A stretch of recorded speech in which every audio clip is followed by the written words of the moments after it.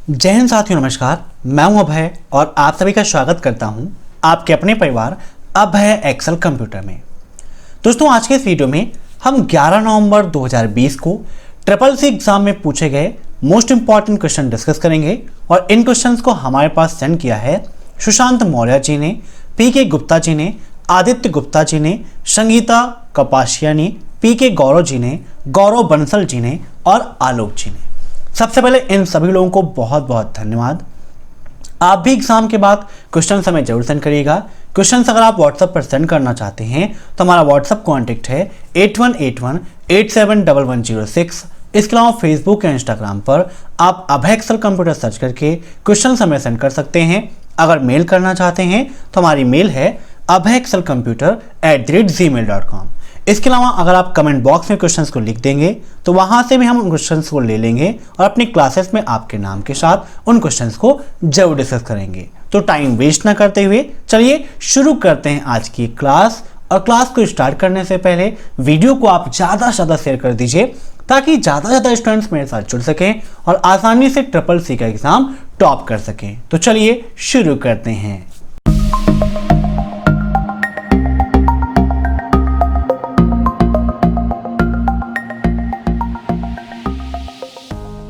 पहला क्वेश्चन है, अप्रैल 2018 को ई कॉमर्स पर राष्ट्रीय नीति के लिए थिंक टैंक की पहली बैठक कहां संपन्न हुई। काफी इंपॉर्टेंट क्वेश्चन है। इन सभी क्वेश्चंस को आप मॉक टेस्ट के रूप में लेते रहिए और कमेंट बॉक्स में आंसर्स देते रहिए। वीडियो के लास्ट में आप जरूर बताइएगा कि आपके कितने क्वेश्चन सही हुए हैं। अब यहां पर बात हो रही है कि अप्रैल 2018 को ई कॉमर्स का मतलब क्या है दोस्तों? इलेक्ट्रॉनिक कॉमर्स पर राष्ट्रीय नीति को बनाने के लिए थिंक टैंक की पहली बैठक कहां संपन्न हुई? जयपुर, मुंबई, नई दिल्ली या बेंगलोर? और इस क्वेश्चन को हमारे पास सेंड किया था गौरव बंसल जी ने और इसका राइट आंसर है ऑप्शन सी, नई दिल्ली। ठीक है, नई दिल्ली में यह बैठक संपन्न हुई थी। अब नेक्स्ट, पॉकेट वॉलेट किसके द्वारा जारी किया गया? पॉकेट वॉलेट बताइए। ई वॉलेट, ई कॉमर्स से काफी सारे क्वेश्चंस पर डे देखने को मिल रहे हैं। तो यहां पर बात हो रही है पॉकेट वॉलेट की। तो देखिए, पॉकेट दो चीजें हैं।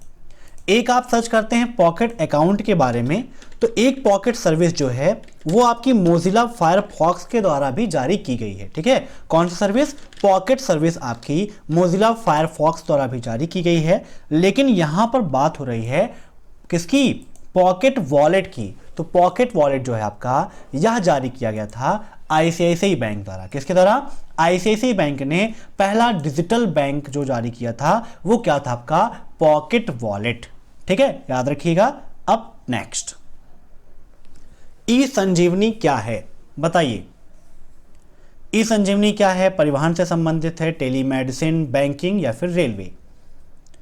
तो देखिए, संजीवनी के नाम से ही प्रतीत होता है कि भैया ये दवा है ना। तो ई संजीवनी का संबंध किससे होगा? टेलीमेडिसिन। राइट आंसर क्या होगा? Option b, telemedicine. अब नेक्स्ट, एक बाइट में कितने बिट होते हैं? सिंपल सा क्वेश्चन है लेकिन कभी कभी एग्जाम में कंफ्यूज कर देता है। एक बाइट में कितने बिट होते हैं, या फिर कभी ये पूछ लेता है कि एक बिट में 8 बाइट होते हैं, ट्रू या फॉल्स। तो ट्रू एंड फॉल्स में भी आता है और ऐसे भी देता है। तो एक बाइट में कितने बिट होते हैं? 8 बिट होते हैं। याद रखिएगा, एक बाइट, ठीक है, 1 बाइट इक्वल टू 8 बिट, ना कि 1 बिट इक्वल टू 8 बाइट। ठीक है, याद रखिएगा। अब नेक्स्ट, रिसाइकल बिन में सेंड किए बिना फाइल को डिलीट करने की शॉर्टकट की क्या है? मीन्स अगर आप किसी फाइल को डिलीट करते हैं और चाहते हैं कि वह फाइल आपकी रिसाइकल बिन में स्टोर ना हो। जब आप किसी फाइल को नॉर्मली डिलीट करते हैं तो वह फाइल आपकी रिसाइकल बिन में मूव हो जाती है, लेकिन परमानेंटली डिलीट करने के लिए हम उपयोग करते हैं शिफ्ट प्लस डिलीट का। किसका उपयोग करते हैं? शिफ्ट प्लस डिलीट का। अब नेक्स्ट, किसी पैराग्राफ को पेज ब्रेक कैसे करते हैं? कुल मिला के यहां पर आपको बताना है कि पेज ब्रेक की शॉर्टकट की क्या है। तो यहां हम ओपन कर लेते हैं Libre office writer. Libre office से आपके एग्जाम में काफी सारे क्वेश्चंस पर डे पूछे आ रहे हैं। कमेंट बॉक्स में भी आप देखेंगे तो जो स्टूडेंट्स एग्जाम दे के आ रहे हैं वो यही बता रहे हैं कि लिब्रे ऑफिस आप पढ़ लीजिए, एग्जाम आपका अच्छा हो जाएगा। तो लिब्रे ऑफिस की मैंने पूरी मैराथन क्लास कराई है और जो क्वेश्चन एग्जाम में पूछे आ रहे हैं वो सारे क्वेश्चंस आपको इस वीडियो में मिल जाएंगे, जिसकी लिंक मैंने वीडियो के नीचे दे रखी है, वहां से आप उसे देख सकते हैं। इसके अलावा वीडियो के नीचे मैंने 2000 क्वेश्चंस की पीडीएफ की लिंक दी है, जहां पर फर्स्ट चैप्टर से लेकर लास्ट चैप्टर तक पूरा सीक्वेंस से क्वेश्चन आंसर्स आपको मिल जाएंगे। लिब्रे ऑफिस की शॉर्टकट कीज आपको मिल जाएगी, लाइनेक्स यूनिक्स की कमांड्स हैं, फुल फॉर्म्स हैं, फाउंडर के नेम हैं, ये सब कुछ वहां पर मिल जाएगा, तो वहां से आप उसे डाउनलोड जरूर करिएगा। अब यहां पर जूम कर लेते हैं, ये है लिब्रे ऑफिस राइटर। यहां पर आप टेबल में देखेंगे तो टेबल में आपको पहला ऑप्शन मिलता है इंसर्ट टेबल का। इंसर्ट टेबल की शॉर्टकट की होती है Ctrl+F12। क्या होती है? Ctrl+F12। देखिए यहां पर जब हम क्लिक कर देते हैं तो इंसर्ट टेबल का ऑप्शन आ जाता है। अब यहां पर एक क्वेश्चन और ट्रिपल सी में पूछाता है कि क्या राइटर में इंसर्ट की गई टेबल का हम नाम चेंज कर सकते हैं? तो बिल्कुल चेंज कर सकते हैं। हमने यहां पर क्या कर दिया, टेबल को चेंज करके आपके अपने परिवार अभय एक्सेल कंप्यूटर का नाम दे दिया। अब यहां पर कॉलम की संख्या कितनी है? 2 है, और रो की संख्या कितनी है? 2 है। तो ट्रिपल सी में यह भी क्वेश्चन पूछाता है कि राइटर में बाय डिफॉल्ट रो और कॉलम की संख्या कितनी होती है? तो 2 और 2 होती है। ठीक है, याद रखिएगा, काफी इंपॉर्टेंट है। चलिए अब देखते हैं नेक्स्ट क्वेश्चन। उससे पहले राइट आंसर को हम टिक कर देते हैं। सॉरी, यहां पर पूछा गया था पेज ब्रेक के बारे में और मैंने आपको टेबल के बारे में बता दिया। तो पेज ब्रेक का ऑप्शन आपको मिलता है इंसर्ट में। इंसर्ट मेनू के अंतर्गत पहला ऑप्शन दिया गया है Ctrl+Enter का। तो Ctrl+Enter के द्वारा हम पेज ब्रेक कर सकते हैं। ठीक है, तो राइट आंसर क्या होगा इसका? Option first, Ctrl+Enter। अब नेक्स्ट, POP3 और SMTP दोनों समान हैं, बताइए। अब POP3 और SMTP तो वही बात हो गई ना, आग और पानी दोनों एक जैसे हैं? तो बिल्कुल नहीं है, दोनों डिफरेंट हैं। वैसे ही POP3 और SMTP भी बिल्कुल डिफरेंट हैं, तो इसका राइट आंसर क्या हो जाएगा? फॉल्स हो जाएगा। अब बात करते हैं POP3 की। तो POP3 का फुल फॉर्म होता है दोस्तों पोस्ट ऑफिस प्रोटोकॉल। क्या होता है? पोस्ट ऑफिस प्रोटोकॉल होता है। ठीक है, POP3 का उपयोग क्या है? तो मेल को रिसीव करना। किसके लिए? मेल रिसीव करने के लिए, अर्थात मेल को डाउनलोड करने के लिए। दोनों चीज कह सकते हैं, मेल को प्राप्त करना और मेल को डाउनलोड करना, यह दोनों काम होता है POP3 की। वहीं SMTP का बात करें तो SMTP का फुल फॉर्म होता है सिंपल मेल ट्रांसफर प्रोटोकॉल। क्या होता है दोस्तों? सिंपल मेल ट्रांसफर प्रोटोकॉल, याद रखिएगा। और इसका उपयोग क्या है? मेल भेजना। किसके लिए? मेल को सेंड करने के लिए। तो एक भैया भेजने के लिए है और दूसरा प्राप्त करने के लिए। तो दोनों समान हो सकते हैं? कभी नहीं हो सकते हैं। इसीलिए राइट आंसर क्या होगा? फॉल्स। अब नेक्स्ट, भारत का पहला वेब ब्राउज़र कौन सा है? बताइए। तो भारत का पहला वेब ब्राउज़र कौन सा है? इपिक है। क्या है? इपिक है। अगर आपके एग्जाम में यह पूछता है कि पहला ग्राफिकल वेब ब्राउज़र कौन सा है, अक्सर क्वेश्चन ट्रिपल सी में पूछता है, अभी कल भी एग्जाम में पूछा गया था कि पहला वेब ब्राउज़र कौन सा है जो ग्राफिकल था। तो ग्राफिकल वेब ब्राउज़र कौन सा है? मोज़ाइक है। और सिंपली पूछता है कि पहला वेब ब्राउज़र कौन सा है, तो www है, जो आपका ग्राफिकल नहीं था, लेकिन मोज़ाइक आपका ग्राफिकल वेब ब्राउज़र है। इपिक भारत का वेब ब्राउज़र है और कब लॉन्च हुआ, यह क्वेश्चन भी आपके लिए इंपॉर्टेंट है। तो इपिक लॉन्च हुआ था जुलाई 2010 में। कब लॉन्च हुआ? जुलाई 2010 में इपिक लॉन्च हुआ था। अब नेक्स्ट, इनमें से कौन ISP है? ISP का मतलब समझ रहे हैं आप? Internet service provider. Full form भी पूछ लेता है कभी कभी। क्या होता है? Internet service provider. तो TCS हमें इंटरनेट नहीं प्रदान करती है, विप्रो भी नहीं करती है, माइक्रोसॉफ्ट भी नहीं करती है, लेकिन रिलायंस है ना, एक इंटरनेट सर्विस प्रोवाइडर है जिसका आप यूज कर रहे हैं। जैसे जियो है, तो जियो क्या दे रहा है हमें? इंटरनेट की सुविधा प्रदान कर रहा है ना। तो ये आपका इंटरनेट सर्विस प्रोवाइडर है। अब नेक्स्ट, फ्लिपकार्ट क्या है? किसका एग्जाम्पल है? ब्लॉगिंग का, ई-कॉमर्स है, वीडियो सर्विस है, या फिर चैटिंग की सर्विस है? तो ई-कॉमर्स है आपका। ये क्या है? ई-कॉमर्स। ठीक है, ई-कॉमर्स का मतलब इलेक्ट्रॉनिक कॉमर्स। अब यह किस सेगमेंट के अंतर्गत आता है? तो यह B2C के अंतर्गत आता है। किसके अंतर्गत? B2C। B2C का मतलब क्या है? Business to customer. क्या होता है? बिजनेस टू कस्टमर, जहां पर किसी कंपनी का संबंध डायरेक्ट किसी उपभोक्ता से होता है, वही कहलाता है B2C। ओके, अब नेक्स्ट, ASCII कितने बिट का होता है, बताइए। तो ASCII कितने बिट का होता है, तो इसका राइट आंसर होगा ऑप्शन फर्स्ट 7 बिट का होता है। कितने बिट का होता है, 7 बिट। कभी कभी आपको 8 बिट भी मिलता है, ठीक है, इसे इंक्रीज करके हम 8 बिट भी कर सकते हैं। अब इससे संबंधित एक क्वेश्चन ये पूछा आता है कि ASCII में कितने कैरेक्टर होते हैं, तो ASCII में 128 कैरेक्टर होते हैं। कितने होते हैं, 128 कैरेक्टर होते हैं। कब होता है, जब ASCII 7 बिट का होता है, लेकिन जब ASCII 8 बिट का होता है तब उसकी लिमिट हो जाती है 256। कितना, 256, याद रखिएगा, काफी इंपॉर्टेंट है। अब नेक्स्ट, एम परिवहन किससे संबंधित है, बताइए। तो एम परिवहन किससे संबंधित है, तो इसका राइट आंसर होगा परिवहन। कौन सा, परिवहन। Option first is right. आज जो मैं लास्ट क्वेश्चन डिस्कस करूंगा काफी इंपॉर्टेंट क्वेश्चन होगा और बहुत सारे स्टूडेंट्स को कंफ्यूजन था कि सर ये क्वेश्चन एग्जाम में गलत आया था, लेकिन वो क्वेश्चन बिल्कुल सही है। क्या है वो मैं आपको अभी समझाऊंगा। अब नेक्स्ट,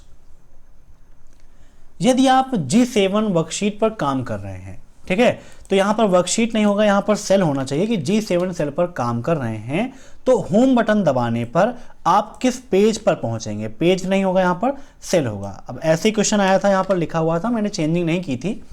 तो यदि आप G7 सेल पर काम कर रहे हो तो होम बटन दबाने पर किस सेल पर पहुंचेंगे, तो बताइए किस सेल पर पहुंचेंगे।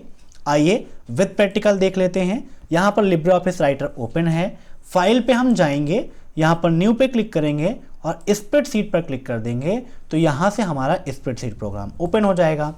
अब कहा है वहां पर कि हम कहां पे हैं, G7 पे हैं, तो ये हमारी G7 रो, ठीक है। देखिए यहां पर 5 लिख देते हैं ऐसे, G7, ठीक है ना, G7।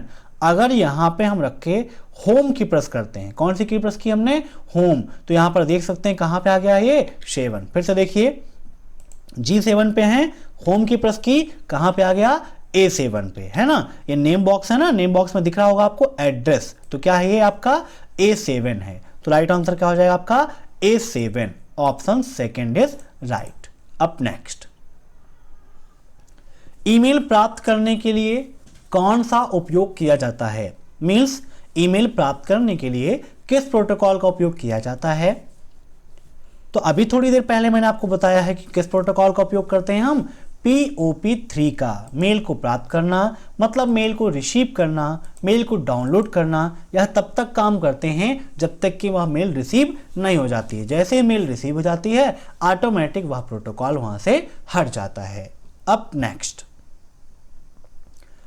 किस कार्ड को चेक कार्ड के नाम से जाना जाता है, credit card, debit card, both, या फिर नन ऑफ दीज, इनमें से कोई नहीं। तो बताइए ऐसा कौन सा कार्ड है जिसको हम चेक कार्ड के नाम से जानते हैं।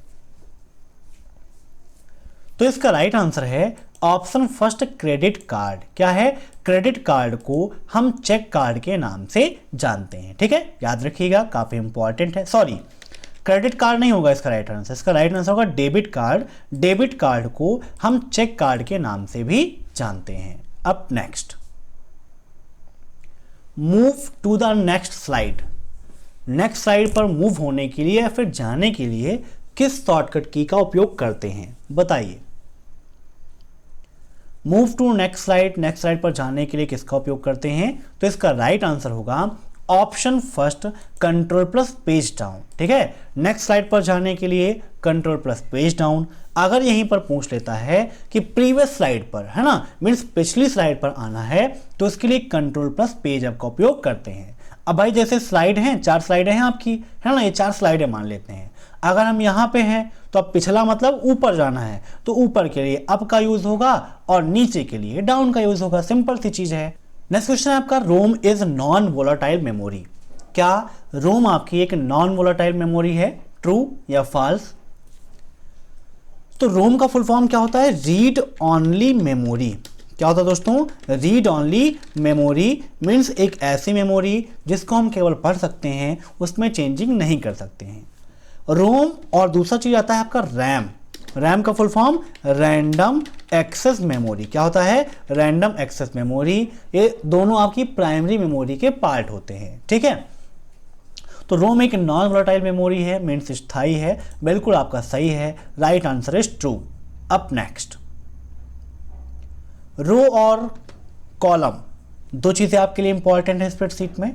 तो यहां पर बात हुई है कि रो को कॉलम में बदलने की शॉर्टकट की क्या है। मीन्स कोई डाटा आपका रो में लिखा हुआ है, अगर उसे कॉलम में कन्वर्ट करना है तो इसके लिए हम किसका उपयोग करते हैं? शॉर्टकट की नहीं, बदलने के लिए किसका उपयोग करते हैं, यहां पर ये होना चाहिए, ठीक है। तो चेंज कर देते हैं, ठीक है। बताइए, रो को कॉलम में बदलने के लिए किसका उपयोग करते हैं? ट्रांसपोज, कन्वर्ट, रोटेट या इनमें से कोई नहीं। तो इसका राइट आंसर है ट्रांसपोज। रो को कॉलम में बदलने के लिए ट्रांसपोज का उपयोग किया जाता है। अब next, equal count a, b, 3, d, 4, e का मान क्या होगा? बताइए। तो देखिए, काउंट फार्मूला क्या करता है? नंबर की काउंटिंग करता है, डिजिट की, अल्फाबेट की काउंटिंग नहीं करता है, याद रखिएगा। तो यहां पर नंबर कितने हैं? एक ये नंबर है, दूसरा नंबर ये है। तो राइट आंसर क्या हो जाएगा इसका? Option c 2। Up next, Linux GUI पर आधारित है। GUI का मतलब क्या है? Graphical user interface. एग्जाम में फुल फॉर्म भी पूछा जाता है, तो GUI का full form graphical user interface, और बिल्कुल सत्य है, लाइनेक्स GUI बेस्ड है। अब नेक्स्ट और इंपॉर्टेंट क्वेश्चन है आपके लिए, IFS में कितने डिजिट होते हैं? लास्ट टाइम पर अभी शाम को एक लोगों ने क्वेश्चन इसको सेंड किया था और कहा कि सर मुझे लगता है कि ये क्वेश्चन गलत है। IFSC कोड तो मैंने सुना है कि IFSC कोड में कितने डिजिट होते हैं, लेकिन मेरे क्वेश्चन में C नहीं लिखा हुआ था, सिर्फ IFS लिखा था, तो हो सकता है क्वेश्चन गलत है। तो यहां पर बताइए, आज कई लोगों के एग्जाम में क्वेश्चन पूछा गया था कि IFS में कितने डिजिट होते हैं।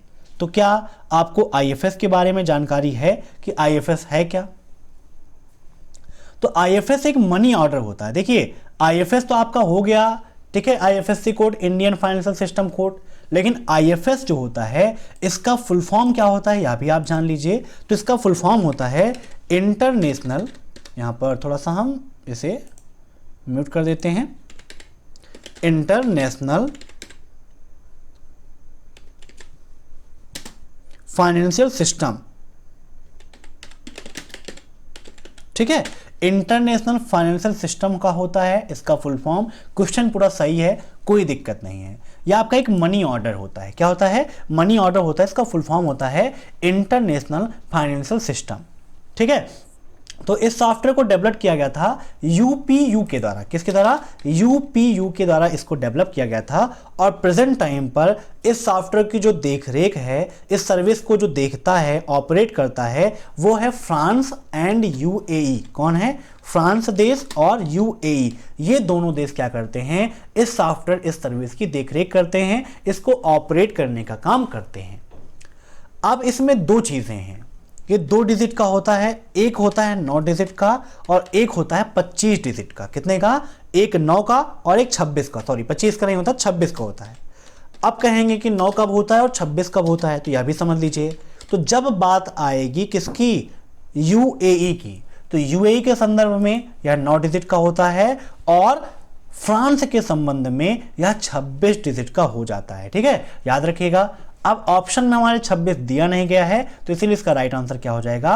Option first 9। तो क्वेश्चन को याद रखिएगा, काफी इंपॉर्टेंट क्वेश्चन है। और आज की वीडियो में बस इतने ही क्वेश्चंस। मैं आशा करता हूं कि आपको यह वीडियो पसंद आया होगा।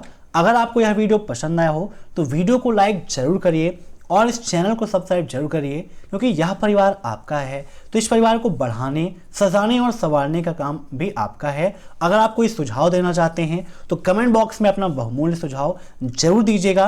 और सभी के एग्जाम में एक जैसे क्वेश्चंस नहीं आते हैं, इसीलिए आप सभी के एग्जाम में जो भी क्वेश्चंस आए थे उन क्वेश्चंस को हमें जरूर सेंड करिएगा। Thanks for watching my video. फिर मिलते हैं नेक्स्ट क्लास में, तब तक के लिए बाय।